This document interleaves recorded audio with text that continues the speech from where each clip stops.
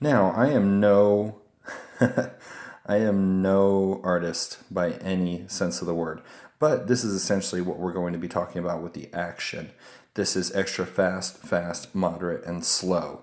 Now, each of these rods do their own specific thing. Extra fast, as you can see, bends at the top upper section of the rod. The fast rod bends about the top third of the rod.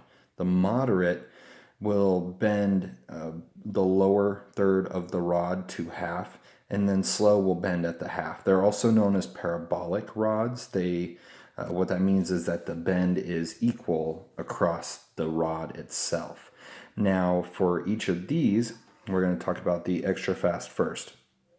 With extra fast, what we're looking at is a rod that is more specifically for single hook setups. You can use it jigging, like bass jigging, or for single worm on a hook setups, because that rod with the fast action is going to hook up better when used with an extra fast. Same thing with fast. You can also use that for single hook setups, jigging, that kind of stuff. Now, also, that being said, the more bend the rod has, the more you will notice what you are fishing around and little small bites. A slow action rod is going to let you know that you are about to get, a bite just by a little tap, tap, tap that you'll get. You can also sense if you're running through branches or running across the bottom of the lake, whatever. But that's what the slow action does, the moderate action, the fast action, and the extra fast action all have their own simple settings. Now, this also being said also dictates how strong a rod is and how easily it is to break it.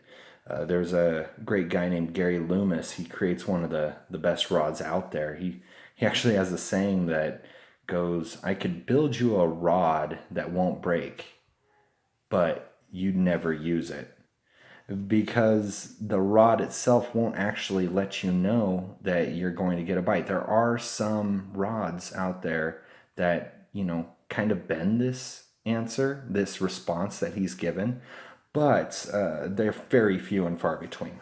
So now we're going to talk about the moderate line. This one, the moderate rod, is going to be more set up for treble hooks. You're going to use it in crankbaits and that kind of stuff. The reason why is because with the moderate and also the slow action rods, you're going to have to move more to set the hook, which means that you're not going to have it pop out the fish's mouth as easily. Now, with a regular hook setup, you're probably not going to have to worry too much about it, because with a single hook, it's going to set in the fish's mouth easier than a treble or a triple hook.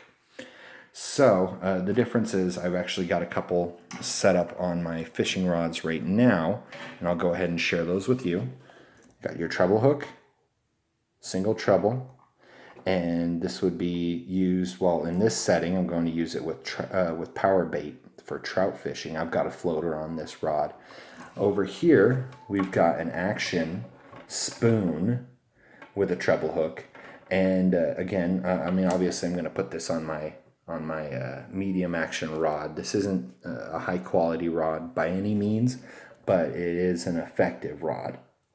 And then on my strong rod, I've got the single hook. I'm going to be using a worm and corn to catch carp with. The smaller the hook, the better the chance you're going to get in the carp's mouth. So that's a different story altogether. But what we have essentially is the talk about how action works in rods. Give you a better idea of what rod you're going to get and what you want to choose. Like I said before, you have every right to buy what rod you want.